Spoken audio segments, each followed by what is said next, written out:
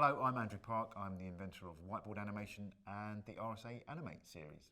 The way that I like to work is very much like visual German.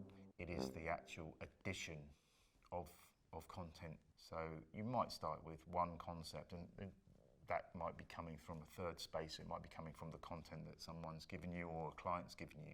But once you've got that stepping stone, you can build from it, whether that is a tangible object, a place, a character.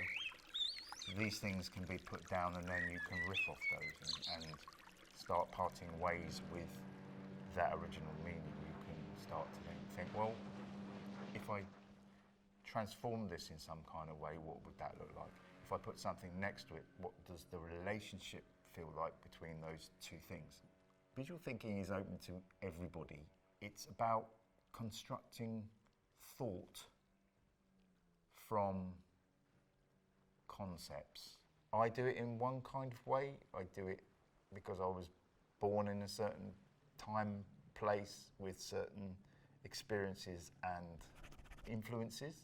Find the way that you like to do it, whether you like cutting up pieces of paper and arranging them on a sheet of paper, whether you like painting, whether you like word poetry, whatever that is for you, and how you construct narrative from, or an understanding from those things.